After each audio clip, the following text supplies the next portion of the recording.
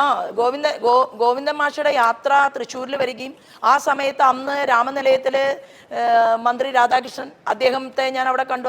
അദ്ദേഹത്തിൻ്റെ സഹപ്രവർത്തകർ എല്ലാവരും ഒരു ഭാഗത്തുണ്ടായിരുന്നു. പക്ഷേ ജയരാജൻ മുറിയിൽ നിന്ന് പുറത്തിറങ്ങിയിട്ടുണ്ടായിരുന്നില്ല. വേറൊരു മുറിയിലാണ് ജയരാജൻ ഉണ്ടായിരുന്നത്. അത് കഴിഞ്ഞ് മന്ത്രി രാധാകൃഷ്ണൻ പോയതിന് ശേഷമാണ് അവിടെ ബുക്ക് ചെയ്തിട്ടുള്ള റൂമിലേക്ക് ജയരാജൻ വന്നത്. ശോഭാ സുരേന്ദ്രൻ പറഞ്ഞതുപോലെ തന്നെയാണല്ലോ ഈ നന്ദകുമാർ പറഞ്ഞത്. ഞാൻ ഈ ജയരാജനായിട്ട് ചർച്ചകൾ നടന്നിട്ടുണ്ട് എന്ന് പറഞ്ഞല്ലോ. അപ്പോൾ എന്തുകൊണ്ടാണ് നന്ദകുമാറിനെതിരെ കേസ് കൊടുക്കാത്തത്?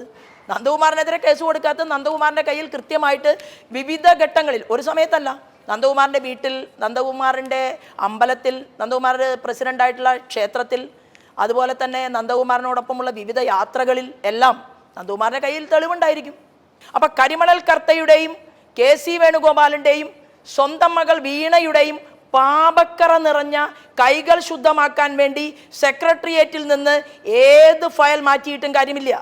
ആരാണ്, ഏത് വ്യവസായ വകുപ്പ് മന്ത്രിയാണ് മൈനിങ്ങിന് സാങ്ഷൻ കൊടുത്തത് പറയേണ്ടി വരും.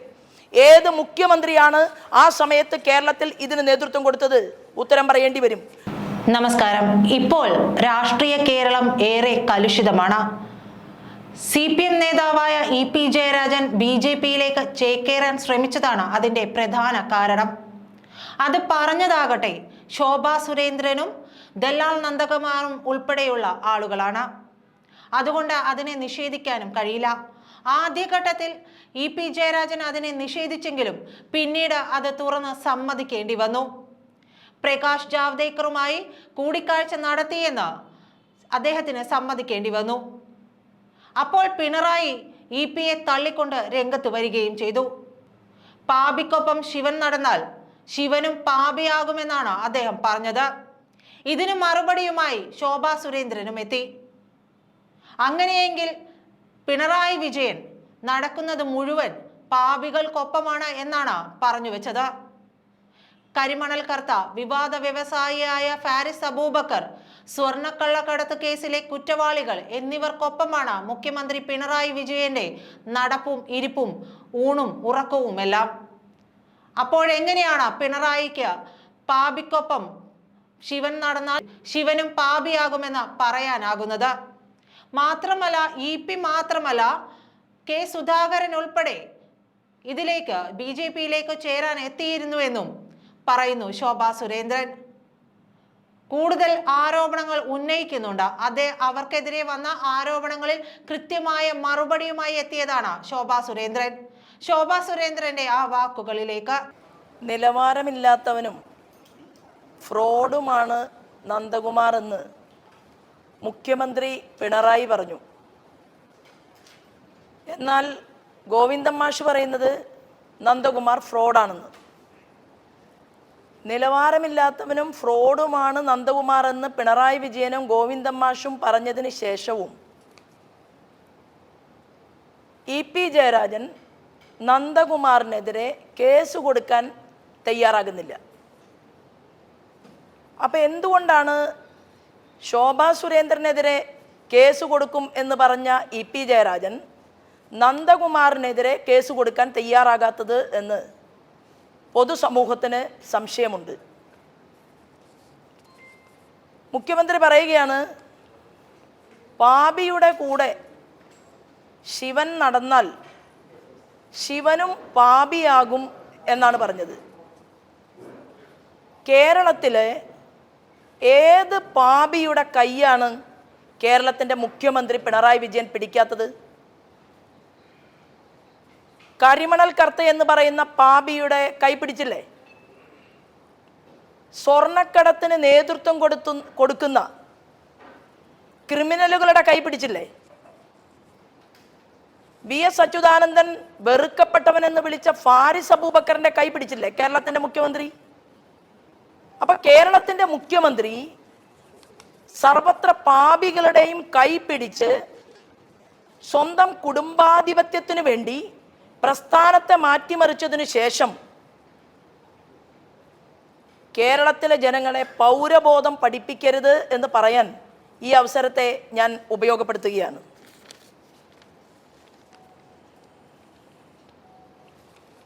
ഈ പാർട്ടിക്കകത്ത് ജയരാജൻ മാത്രമല്ല, മുതിർന്ന നേതാക്കന്മാരും സാധാരണ ചെറിയ താഴെത്തട്ടിൽ പ്രവർത്തിക്കുന്ന ലോക്കൽ കമ്മിറ്റിയുടെയും ബ്രാഞ്ചിൻ്റെയും ജില്ലയുടെയും ഒക്കെയുള്ള വിവിധ നേതാക്കന്മാരും ഈ മുഖ്യമന്ത്രിയുടെ സ്വജനപക്ഷപാതത്തിനും അഴിമതിക്കുമെതിരായിക്കൊണ്ട് മനസ്സു നുറുങ്ങിയിട്ട് തന്നെ ഈ പ്രസ്ഥാനത്തിനകത്ത് നിൽക്കുന്നത് കൊണ്ടാണ് ജയരാജനും പ്രാദേശിക നേതാക്കന്മാരിൽ പലരും BJPയുമായിട്ട് ചർച്ച നടത്താൻ തയ്യാറായത്.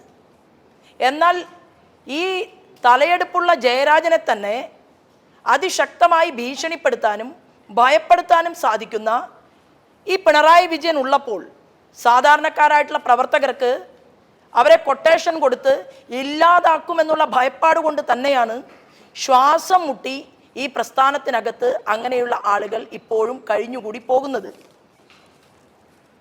ഇവിടെ ആലപ്പുഴയിൽ കരിമണൽ കർത്തയും KC വേണുഗോപാലും പിണറായി വിജയൻ്റെ മകളും ആരിഫും ഉൾപ്പെടെയുള്ളവരുടെ ഒരു മുക്കൂട്ട് മുന്നണിയാണ് ആലപ്പുഴയിൽ NDAയുടെ സ്ഥാനാർത്ഥിക്ക് അപ്പുറത്ത് നിന്നുകൊണ്ട് മത്സര രംഗത്ത് നിൽക്കുന്നത്. ഈ KC വേണുഗോപാൽ എന്ന് പറയുന്ന മേജർ മൈനിങ് കൈകാര്യം ചെയ്തിരുന്ന ശിശ്ര മോലെ എന്ന് പറയുന്ന രാജസ്ഥാനിലെ മന്ത്രിയുടെ ഇടനിലക്കാരനായിട്ടുള്ള രാജസ്ഥാൻകാരൻ ടിക്കാറാം മീണയും ഉൾപ്പെടെയുള്ളവർ ഒരുമിച്ച് ചേർന്നുകൊണ്ട് കരിമണൽ കർത്തയുടെ കേസുമായി ബന്ധപ്പെട്ടുകൊണ്ട് KC വേണുഗോപാലിൻ്റെ കേസുമായി ബന്ധപ്പെട്ടുകൊണ്ട് ദേശീയ ഏജൻസി മുൻപാകെ ചില രേഖകൾ കൊടുക്കുകയും ആ രേഖകൾ പരിശോധിക്കുകയും ആ രേഖകളിൽ പരിശോധന നടത്തി പഠിച്ചതിന് ശേഷം തന്നെയാണ് ആലപ്പുഴയിൽ വന്ന് രാജ്യത്തിൻ്റെ ആഭ്യന്തര വകുപ്പ് മന്ത്രിയുടെ കസേരയിലിരുന്ന ശ്രീമാൻ അമിത്ഷാജി പറഞ്ഞത് കരിമണൽ ഖനനം നടത്തിയ അനധികൃതമായി കരിമണൽ ഖനനം നടത്തിയ ഇരുമുന്നണികൾക്കെതിരായിട്ടും നടപടിയുണ്ടാകും. അദ്ദേഹം വളരെ വ്യക്തമായി മാധ്യമപ്രവർത്തകരുടെ മുന്നിൽ സ്പഷ്ടമായി തന്നെയാണ് ഇക്കാര്യം പ്രസംഗിച്ചത്. കേരളത്തിലെ സഹകരണ വകുപ്പുകളിനെ ഉപയോഗിച്ചുകൊണ്ട് സഹകരണ സംഘങ്ങളിലൂടെ കോടിക്കണക്കിന് രൂപ കവർന്നെടുത്തിട്ടുള്ള ആളുകൾക്കെതിരായിട്ടും ശ്രീമാൻ അമിത്ഷാജിയുടെ പ്രസംഗം കഴിഞ്ഞ ദിവസം ആലപ്പുഴയിൽ ഉണ്ടായത് നമ്മളെല്ലാവരും കണ്ടതാണ്. അപ്പോൾ സെക്രട്ടേറിയറ്റിൽ നിന്ന് ഫയൽ പൂഴ്ത്താൻ വേണ്ടി സഹായം ചെയ്തു കൊടുത്തത് പാപികളുടെ കൈ ശുദ്ധമാക്കാൻ വേണ്ടിയിട്ടാണ് കേരളത്തിൻ്റെ മുഖ്യമന്ത്രി. അപ്പോൾ കരിമണൽ കർത്തയുടെയും KC വേണുഗോപാലിൻ്റെയും സ്വന്തം മകൾ വീണയുടെയും പാപക്കറ നിറഞ്ഞ കൈകൾ ശുദ്ധമാക്കാൻ വേണ്ടി സെക്രട്ടേറിയറ്റിൽ നിന്ന് ഏത് ഫയൽ മാറ്റിയിട്ടും കാര്യമില്ല. ആരാണ്, ഏത് വ്യവസായ വകുപ്പ് മന്ത്രിയാണ് മൈനിങ്ങിന് സാങ്ഷൻ കൊടുത്തത് പറയേണ്ടി വരും. ഏത് മുഖ്യമന്ത്രിയാണ് ആ സമയത്ത് കേരളത്തിൽ ഇതിന് നേതൃത്വം കൊടുത്തത് ഉത്തരം പറയേണ്ടി വരും. അപ്പോൾ പറഞ്ഞു വരുന്നത്, ഇവിടത്തെ അഴിമതിക്കാരെ സംരക്ഷിക്കാൻ ഒരു ഭാഗത്ത് കച്ചകെട്ടി ഇറങ്ങുകയും മറുഭാഗത്ത് വലിയ ചാരിത്ര പ്രസംഗം നടത്തുകയും ചെയ്യുന്ന മുഖ്യമന്ത്രി സ്വയം ആത്മപരിശോധനയ്ക്ക് തയ്യാറാകണം എന്ന് പറയാൻ ഞാൻ ഈ അവസരത്തെ ഉപയോഗപ്പെടുത്തുകയാണ്. ബഹുമാനപ്പെട്ട VD സതീശൻ പറയുകയാണ്, ഞങ്ങളുടെ പ്രസ്ഥാനത്തിൽ നിന്ന് ഒരാൾ പോലും BJPയിലേക്ക് കടന്നു വരാൻ സാധ്യതയില്ല എന്ന് അദ്ദേഹം പറയുകയാണ്. അദ്ദേഹം ഏതു ലോകത്താണ് എന്ന് എനിക്ക് മനസ്സിലാവുന്നില്ല. അഖിലേന്ത്യാ തലത്തിൽ ഈ കോൺഗ്രസിൻ്റെ ബഹുമാനപ്പെട്ട VD സതീശൻ മനസ്സിലാക്കേണ്ടത്, കോൺഗ്രസിൻ്റെ കാൽ കീഴിൽ നിന്ന് മണ്ണൊലിച്ചു പോയിക്കൊണ്ടേയിരിക്കുകയാണ്. ആസാമിലെ പ്രഗത്ഭനായിട്ടുള്ള കോൺഗ്രസിൻ്റെ ലീഡർ ഹിമന്ത ബിശ്വാസ് ഇന്ന് ആസാമിൽ ഭാരതീയ ജനതാ പാർട്ടി നേതൃത്വം കൊടുക്കുന്ന ആ മന്ത്രിസഭയിലെ ഏറ്റവും പ്രധാനപ്പെട്ട വ്യക്തിത്വമായിട്ട് നിലനിൽക്കുകയാണ്. മാധവ് റാവു സിന്ധ്യയുടെ മകൻ ജ്യോതിരാദിത്യ സിന്ധ്യ ക്യാബിനറ്റ് മിനിസ്റ്ററുടെ പദവിയിലിരുന്നു കൊണ്ട് ജോലി ചെയ്യുകയാണ്. ഇവിടെ തന്നെ അതിപ്രഗത്ഭന്മാരായിട്ടുള്ള കേന്ദ്ര തലത്തിലുള്ള അനവധി കോൺഗ്രസിൻ്റെ നേതാക്കന്മാർ ഭാരതീയ ജനതാ പാർട്ടി എന്ന് പറയുന്ന പ്രസ്ഥാനത്തിനകത്തേക്ക് കടന്നു വന്നുകൊണ്ടിരിക്കുകയാണ്. ചില ആളുകളൊക്കെ വെയിറ്റിങ്ങിലാണ്. അവർ ആലോചിക്കുകയാണ്, അവർ കരുതുകയാണ്, ഈ പാർലമെൻറ്റ് തെരഞ്ഞെടുപ്പിന് ശേഷം വലിയ ഒരു മാറ്റമായിരിക്കും കേരളത്തിൻ്റെ ഭൂമികയിൽ ഉണ്ടാകാൻ പോകുന്നത്. അത് തീർച്ചയായിട്ടും കേരളത്തിൽ ഭാരതീയ ജനതാ പാർട്ടിയെ അതിശക്തമാക്കി മുന്നോട്ട് കൊണ്ടുപോകും എന്നുള്ളത് കോൺഗ്രസിൻ്റെയും നേതൃത്വം മനസ്സിലാക്കണം എന്ന് പറയാൻ ഈ അവസരത്തെ ഞാൻ ഉപയോഗപ്പെടുത്തുന്നു.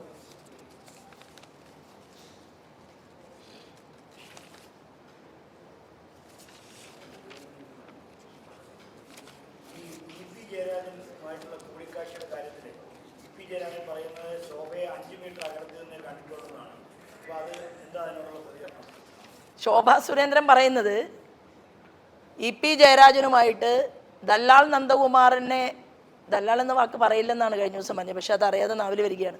നന്ദകുമാറും EP ജയരാജനും ശോഭാ സുരേന്ദ്രനും കൂടി ഇരുന്നു കൊണ്ട് ചർച്ചകൾക്ക് നേതൃത്വം കൊടുത്തിട്ടുണ്ട് എന്ന് ശോഭാ സുരേന്ദ്രൻ പറയുകയും നന്ദകുമാറിനെതിരായിട്ട് കേസ് കൊടുക്കാൻ ജയരാജൻ ഭയപ്പെടുകയും നന്ദകുമാറിൻ്റെ കയ്യിലുള്ള രേഖകളെ ഭയപ്പെടുകയും ചെയ്യുന്ന ഒരു സാഹചര്യത്തിൽ ഞാൻ മാധ്യമ സുഹൃത്തുക്കൾക്കും കേരളത്തിൻ്റെ പൊതുസമൂഹത്തിനും അത് വിട്ടുതരികയാണ്. ശോഭാ സുരേന്ദ്രൻ പറയുന്നു ചർച്ചകൾ നടന്നിട്ടുണ്ട്, ജയരാജൻ പറയുന്നു ചർച്ചകൾ നടന്നിട്ടില്ല. ബാക്കി കാര്യങ്ങൾ ഇവിടുത്തെ പ്രബുദ്ധരായിട്ടുള്ള ജനങ്ങൾ ആലോചിച്ച് തീരുമാനിക്കട്ടെ. ഞാൻ അതിനെക്കുറിച്ച് കൂടുതൽ എന്താണ് പറയേണ്ടത്? പറയേണ്ട കാര്യമില്ല.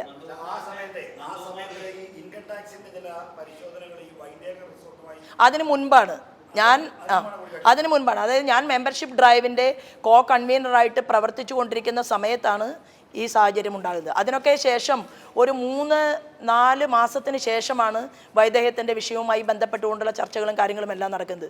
ഒരുപക്ഷെ ആ വൈദേഹത്തിൻ്റെ കാര്യങ്ങൾ നമ്മുടെ മനസ്സിനകത്തേക്ക് വന്നിരുന്നുവെങ്കിൽ ഒരുപക്ഷെ ജയരാജനുമായിട്ടുള്ള കൂടിക്കാഴ്ച പോലും ഉണ്ടാകില്ലായിരുന്നു. അന്ന് ഇതിനെക്കുറിച്ചൊന്നും തന്നെ ദേശീയ ഏജൻസിക്കോ അല്ലെങ്കിൽ ദേശീയ തലത്തിലോ അത്തരത്തിലുള്ള ഒരു ചർച്ചയും കാര്യങ്ങളും ഒന്നും ഉണ്ടായിരുന്നില്ല എന്നുള്ളതാണ്.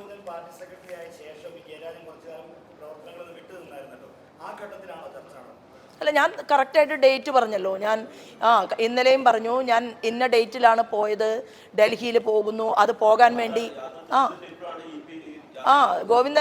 ഗോവിന്ദൻ മാഷയുടെ യാത്ര തൃശ്ശൂരിൽ വരികയും ആ സമയത്ത് അന്ന് രാമനിലയത്തിൽ മന്ത്രി രാധാകൃഷ്ണൻ, അദ്ദേഹത്തെ ഞാൻ അവിടെ കണ്ടു. അദ്ദേഹത്തിൻ്റെ സഹപ്രവർത്തകർ എല്ലാവരും ഒരു ഭാഗത്തുണ്ടായിരുന്നു. പക്ഷേ ജയരാജൻ മുറിയിൽ നിന്ന് പുറത്തിറങ്ങിയിട്ടുണ്ടായിരുന്നില്ല, വേറൊരു മുറിയിലാണ് ജയരാജൻ ഉണ്ടായിരുന്നത്. അത് കഴിഞ്ഞ് മന്ത്രി രാധാകൃഷ്ണൻ പോയതിന് ശേഷമാണ് അവിടെ ബുക്ക് ചെയ്തിട്ടുള്ള റൂമിലേക്ക് ജയരാജൻ വന്നത്. അല്ലെങ്കിൽ എന്തുകൊണ്ട്? അതായത് ശോഭാ സുരേന്ദ്രൻ പറഞ്ഞതുപോലെ തന്നെയാണല്ലോ ഈ നന്ദകുമാർ പറഞ്ഞത്, ഞാൻ ഈ ജയരാജനായിട്ട് ചർച്ചകൾ നടന്നിട്ടുണ്ട് എന്ന് പറഞ്ഞല്ലോ. അപ്പോൾ എന്തുകൊണ്ടാണ് നന്ദകുമാറിനെതിരെ കേസ് കൊടുക്കാത്തത്? നന്ദകുമാറിൻ്റെ കയ്യിൽ കൃത്യമായിട്ട് വിവിധ ഘട്ടങ്ങളിൽ, ഒരു സമയത്തല്ല, നന്ദകുമാറിൻ്റെ വീട്ടിൽ, നന്ദകുമാറിൻ്റെ അമ്പലത്തിൽ, നന്ദകുമാർ പ്രസിഡൻ്റായിട്ടുള്ള ക്ഷേത്രത്തിൽ, അതുപോലെ തന്നെ നന്ദകുമാറിനോടൊപ്പമുള്ള വിവിധ യാത്രകളിൽ എല്ലാം നന്ദകുമാറിൻ്റെ കയ്യിൽ തെളിവുണ്ടായിരിക്കും.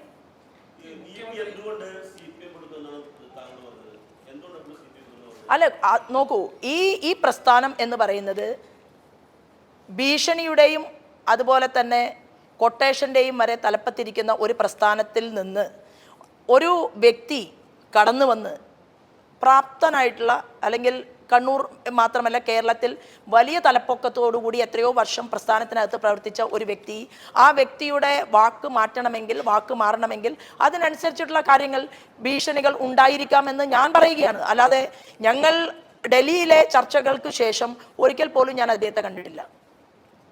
അപ്പോൾ പിന്നെ ബാക്കി എന്ത് സംഭവിച്ചു എന്നതിനെക്കുറിച്ച് ഞാൻ അന്വേഷിക്കേണ്ട കാര്യമില്ല. കാരണം ഞാൻ പോലും ഒരു വിഷയം ഏറ്റെടുക്കുന്നത് 100% പഠിച്ച് പരിശോധിച്ചതിന് ശേഷമാണ്.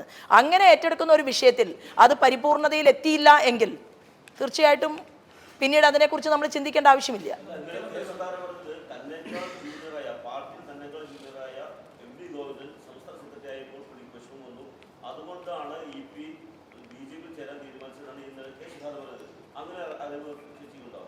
അതായത് ബഹുമാനപ്പെട്ട സുധാകരൻ ഉൾപ്പെടെ എത്രയോ കോൺഗ്രസിൻ്റെ നേതാക്കന്മാർ അഖിലേന്ത്യാ തലത്തിൽ അവർ പല ചർച്ചകൾക്കും അവർ മുന്നോട്ട് പോയിട്ടുണ്ട്. പക്ഷെ അതിനൊന്നും ഇടനില വർത്തിച്ചിട്ടുള്ളത് ഞാനല്ല. അപ്പോൾ കോൺഗ്രസ്സിൽ അത്ര വലിയ സംശുദ്ധ രാഷ്ട്രീയത്തിൻ്റെ ഉടമയായിട്ട് അഭിനയിക്കാനൊന്നും കോൺഗ്രസ്സിലെ നേതാക്കന്മാരെ കൂടുതൽ തയ്യാറെടുപ്പ് നടത്തേണ്ട കാര്യമില്ല. രണ്ട് മുന്നണിക്കകത്തുമുള്ള ആളുകളും അവർക്ക് ഉചിതമായ രീതിയിൽ പ്രവർത്തിക്കാനുള്ള സ്വാതന്ത്ര്യം കിട്ടും, അല്ലെങ്കിൽ പ്രവർത്തിക്കാൻ സാധിക്കുമെന്നുള്ള തോന്നലുണ്ടാകുന്ന ഘട്ടങ്ങളിൽ അവരവരുടെ കഴിവിൻ്റെ പരമാവധി പരിശ്രമിക്കുകയും, കോൺഗ്രസ്സിന് പിന്നെ മറ്റൊരു പ്രത്യേകതയുണ്ട്.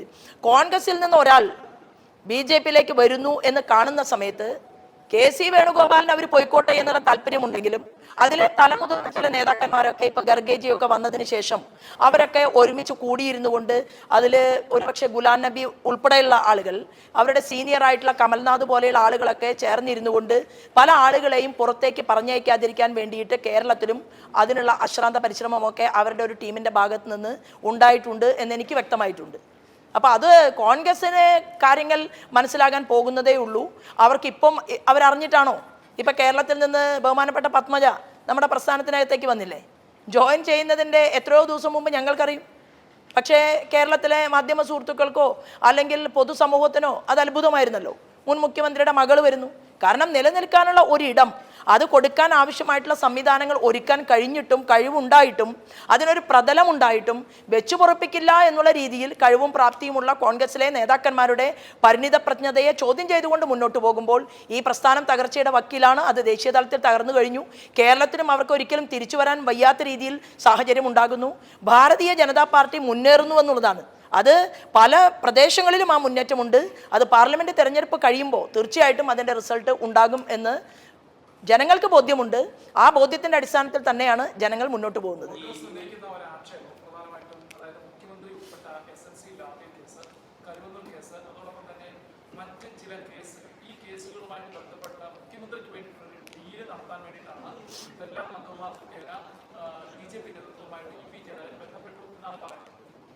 കോൺഗ്രസിലെ ഈ ആരോപണം ഉന്നയിക്കുന്ന ശ്രീമാൻ സുധാകരനല്ലേ അംശവടി തേടിപ്പോയത്? ഏതെല്ലാം തരത്തിലുള്ള ക്രിമിനൽ സംഘങ്ങളുമായും അധോലോക സംഘങ്ങളുമായും ഒക്കെ കൈ ചേർത്ത് പിടിക്കുകയും വാർദ്ധക്യപ്രായത്തിലെത്തി നിൽക്കുന്ന ഒരു വ്യക്തി എന്നുള്ള രീതിയിൽ പല ആളുകളും കേരളത്തിൽ സുധാകരനെതിരെ അറ്റാക്ക് കുറയ്ക്കുകയാണ്. മനസ്സിലായില്ലേ? എന്തെല്ലാം തോന്നിവാസങ്ങളാണ് കോൺഗ്രസ് നേതാക്കന്മാർ കേരളത്തിൽ നടത്തിക്കൊണ്ട് മുന്നോട്ട് പോകുന്നത്? എന്തുകൊണ്ടാണ് ഇവിടെ BJP എന്തേ കേരളത്തിൻ്റെ നിയമസഭയ്ക്കകത്ത് ഒറ്റയടിക്ക് തീർക്കാമായിരുന്നല്ലോ ഈ പിണറായി വിജയനെയും പിണറായി വിജയൻ്റെ കുടുംബത്തിലെ അഴിമതിയെയും? കേരളത്തിൻ്റെ നിയമസഭയ്ക്കകത്ത് ആ വിഷയം, എക്സാലോജിക്കിൻ്റെ വിഷയം ചർച്ചയാക്കണ്ട എന്ന് തീരുമാനിച്ചത് സുധാകരൻ്റെയും VD സതീശൻ്റെയും അറിവോട് കൂടിയിട്ടല്ലേ? നോക്കൂ, അന്നല്ലേ, ഞാൻ പറഞ്ഞു വരട്ടെ, അന്നല്ലേ മാത്യു കുഴൽനാടൻ ഉൾപ്പെടെയുള്ളവർ മാധ്യമ സുഹൃത്തുക്കളുടെ മുന്നിൽ കപട വേഷം കെട്ടി ഞാൻ അഴിമതിക്കാർക്കെതിരെയാണ് എന്നൊക്കെ പ്രഖ്യാപിക്കുകയും പ്രസംഗിക്കുകയും ഒക്കെ ചെയ്തതിന് ശേഷവും പിന്നീട് എടുത്ത നിലപാടെന്താണ്? അപ്പോൾ കോൺഗ്രസ് പറയുന്നത് എന്താ? പിണറായി വിജയനെ പരാജയപ്പെടുത്തണമെന്നാണോ യഥാർത്ഥത്തിൽ കേരളത്തിലെ കോൺഗ്രസ്സുകാരുടെ താല്പര്യമല്ല. അവർക്ക് ആ താല്പര്യമില്ല. ആ താല്പര്യം ഉണ്ടായിരുന്നുവെങ്കിൽ സ്വർണ്ണക്കടത്ത് കേസുമായി ബന്ധപ്പെട്ടുകൊണ്ട് സ്ട്രോങ് സ്റ്റാൻഡ് എടുത്തുകൊണ്ട് കോൺഗ്രസ് നേതൃത്വം മുന്നോട്ട് വരുമായിരുന്നു. നാവുകൊണ്ടുള്ള പ്രവൃത്തി മാത്രമേ ഉള്ളൂ. ശബരിമല വിഷയത്തിൽ ശബരിമലയിലെ അയ്യപ്പൻ്റെ ആചാരത്തെയും അനുഷ്ഠാനത്തെയും തകർക്കാൻ വേണ്ടി ശ്രമിക്കുന്നു. ഒരു ഭാഗത്ത് എല്ലാ ദിവസവും മാധ്യമങ്ങളുടെ മുന്നിൽ വന്നിരുന്നു കൊണ്ട് വാചക കസർത്ത് നടത്തുന്നു. ഞങ്ങളൊക്കെ റോഡിൽ ഉണ്ണാതെ ഉറങ്ങാതെ തെരുവിൽ ഞങ്ങൾ അലയുന്നു.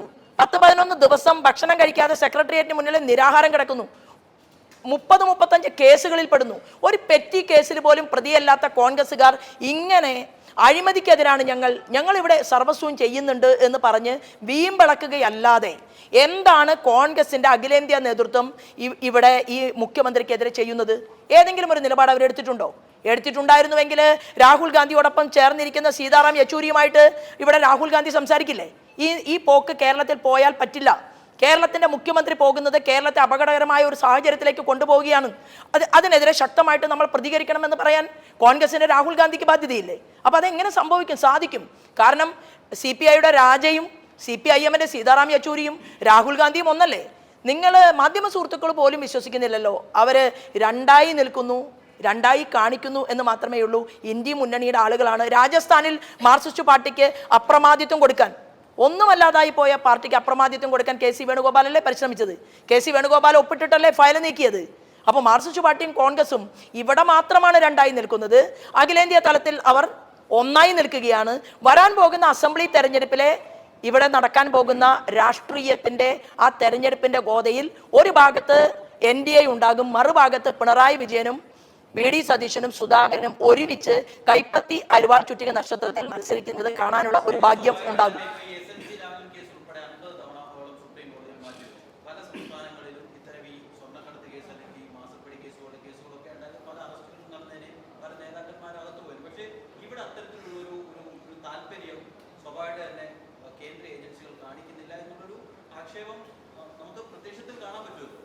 നോക്കൂ, ചിദംബരത്തിൻ്റെയും കാർത്തി ചിദംബരത്തിൻ്റെയും വിഷയം വന്ന സമയത്ത് മാസങ്ങളല്ല വർഷങ്ങളെടുത്തിട്ടാണ് ചിദംബരത്തിൻ്റെ അന്വേഷണം പൂർത്തിയാക്കിക്കൊണ്ട് ചിദംബരത്തിനെ ജയിലിനകത്ത് അടയ്ക്കാൻ സാധിച്ചത്. ഇവിടെ ശ്രീമതി സോണിയ മാഡത്തിൻ്റെയും രാഹുൽ ഗാന്ധിയുടെയും കുംഭകോണത്തെക്കുറിച്ച് എത്രയോ മാസങ്ങൾ അന്വേഷിച്ചു എന്നുള്ളതാണ്. കരുവന്നൂരിലെ വിഷയത്തിലും ഇത് തന്നെയാണ് പറഞ്ഞത്. എവിടെയാണ് ED? എവിടെയാണ് സ്വർണ്ണക്കടത്ത് കേസ്? ഇതൊന്നും അവസാനിപ്പിച്ച് എന്നേക്കുമായിട്ട് ഫയൽ ക്ലോസ് ചെയ്തിട്ടില്ല. അപ്പോൾ ഇതെല്ലാം അന്വേഷണം കൃത്യമായിട്ട് തന്നെ മുന്നോട്ട് പോകുന്നുണ്ട്. പക്ഷെ ഒരു കാര്യം ഉറപ്പാണ്, CBI വരുന്നതിന് മുൻപ് തന്നെ ലാവ്ലിൻ കേസുമായി ബന്ധപ്പെട്ടുകൊണ്ടുള്ള പല രേഖകളും ഇല്ലാതാക്കാൻ വേണ്ടിയിട്ടുള്ള വലിയ ഗൂഢശ്രമം നടന്നിട്ടുണ്ട്. അന്ന് നിങ്ങൾ ഒരു കാര്യം എൻ്റെ പ്രിയപ്പെട്ട മാധ്യമ സുഹൃത്തുക്കൾ പറയണം, അന്ന് കേന്ദ്രം ഭരിച്ചതാരാണ്? SNC ലാവ്ലിൻ കേസിൽ ഇത്രയും വലിയൊരു കുംഭകോണത്തിൽ പിണറായി വിജയൻ പെട്ടു എന്ന് ബോധ്യപ്പെട്ടിരിക്കെ കേന്ദ്രത്തിന്റെ ഭരണകൂടത്തിന് നേതൃത്വം കൊടുത്തത് UPA ഗവൺമെന്റ് ആയിരുന്നു. അപ്പൊ ഒന്നാം UPA ഗവൺമെന്റും രണ്ടാം UPA ഗവൺമെന്റും എന്തുകൊണ്ടാണ് ഈ ലാവ്ലിൻ കേസുമായി ബന്ധപ്പെട്ടുകൊണ്ട് ഇത്തരം ഒരു സാഹചര്യം ഒരുക്കി കൊടുത്തത്? അത് ഞാൻ പറയുകയാണെങ്കിൽ കേസിന്റെ ആദ്യഘട്ടത്തിൽ ചെയ്യാനുള്ളതെല്ലാം ചെയ്ത് കേസെല്ലാം അട്ടിമറിച്ച് അവസാനം ഭാരതീയ ജനതാ പാർട്ടി നേതൃത്വം നൽകുന്ന NDA രാജ്യം ഭരിക്കുന്ന സമയത്ത് CBIയെ വിളിച്ചു കൊണ്ടുവരുമ്പോൾ കോടതിക്ക് വേണ്ടത് രേഖകളാണ്. ആ രേഖകൾ ഉണ്ടെങ്കിൽ തീർച്ചയായിട്ടും അതിനനുസൃതമായിട്ടുള്ള കാര്യങ്ങൾ ഉണ്ടാകും. തീർച്ചയായിട്ടും ഞാൻ മനസ്സിലാക്കുന്നത്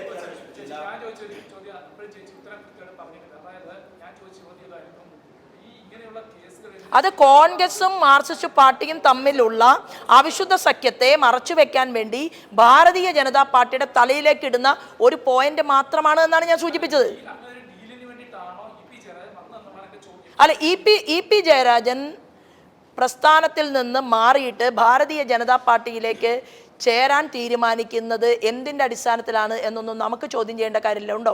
ഒരാൾ വരുന്നു, പത്മജ, അവര് വരികയാണ്. അവരെന്താ വരുന്നത്? അവർക്ക് തീർച്ചയായിട്ടും മാനസികമായിട്ടുള്ള ബുദ്ധിമുട്ടുകൾ ഉണ്ടാകും, അവർക്ക് അവരുടേതായിട്ടുള്ള വേദനകൾ ഉണ്ടാകും. അപ്പോൾ അവർ പ്രവർത്തിച്ചു കൊണ്ടിരിക്കുന്ന പ്രതലത്തിൽ അവർക്ക് ആവശ്യമായിട്ടുള്ള അംഗീകാരം കിട്ടാത്ത ഒരു സാഹചര്യം ഉണ്ടാകും. അവർ വരുന്നു. അങ്ങനെ എത്രയോ ആളുകൾ ഭാരതീയ ജനതാ പാർട്ടിയിലേക്ക് വരുന്നു. അതിൻ്റെ മുഴുവൻ ജാതകം പരിശോധിക്കേണ്ട കാര്യമൊന്നും ഭാരതീയ ജനതാ പാർട്ടിയുടെ ആ ജോലി എടുത്തുകൊണ്ട് മുന്നോട്ട് പോകുന്നവർക്കില്ല എന്നാണ് ഞാൻ മനസ്സിലാക്കുന്നത്. മാധ്യമ സുഹൃത്തുക്കൾക്ക് ഈ കഴിഞ്ഞ എത്രയോ വർഷമായിട്ട് ബാലാനന്ദൻ കമ്മീഷൻ റിപ്പോർട്ടിൽ എന്താണ് പറഞ്ഞത്? മാധ്യമ സുഹൃത്തുക്കൾ കുറെ പിന്നാലെ പോയതല്ലേ. ബാലാനന്ദൻ കമ്മീഷൻ റിപ്പോർട്ട്, ബാലാനന്ദൻ്റെ അടുത്ത തലമുറയൊക്കെ ഇവിടെ ജീവിച്ചിരിക്കുന്നുണ്ട്. Balanandan commission report party committee യോഗത്തിൽ വെച്ച സമയത്ത് അന്നത്തെ ജനപക്ഷത്ത് ചേർന്ന് നിൽക്കുകയായിരുന്ന സഖാവ് അച്യുതാനന്ദൻ വരെ എന്തു പറഞ്ഞു എന്നുള്ളത് അറിയാത്തവരൊന്നുമല്ല കേരളത്തിലെ മാധ്യമ സുഹൃത്തുക്കൾ. പക്ഷേ അദ്ദേഹത്തിനെയൊക്കെ ഒരു ഭരണപരിഷ്കാര കമ്മീഷന്റെ കസേര കൊടുത്ത് ഒരു മൂലയ്ക്ക് തളച്ചിട്ട് മൂന്നാറിലേക്ക് മല കയറിയിട്ട് അവിടുത്തെ മാഫിയകളെ പുറത്തിറക്കുമെന്ന് പറഞ്ഞ സമയത്ത് അദ്ദേഹത്തിൻ്റെ നാവാണ് കേരളത്തിൻ്റെ മണ്ണിലെ CPIMന്റെ സംസ്ഥാന സെക്രട്ടറി കെട്ടിയത്. അപ്പോൾ ഇതൊക്കെ അറിയാത്തവരൊന്നുമല്ല മാധ്യമ സുഹൃത്തുക്കൾ. ഇവിടെ ഒരു മുന്നണിയാണ് പ്രവർത്തിക്കുന്നത്, അത് അഴിമതിയുടെ മുക്കൂട്ട് മുന്നണിയാണ്. ആ അഴിമതിയുടെ കൂട്ടുമുന്നണിയിൽ കോൺഗ്രസും മാർക്സിസ്റ്റ് പാർട്ടിയും ഒരുപോലെ തന്നെയാണ് നിൽക്കുന്നത്. ചില അഴിമതിക്കാരെ പുറത്തു കൊണ്ടുവരണം എന്നുള്ള ആഗ്രഹമുണ്ട്, അതിനു വേണ്ടിയിട്ട് വലിയ ജീവിതത്തിൻ്റെ മണിക്കൂറുകൾ ചെലവഴിക്കണം എന്നുള്ള മോഹവുമുണ്ട്. അതിനൊരു കൈ തന്ന് സഹായിക്കാൻ പറ്റുമെങ്കിൽ സഹായിക്കുക.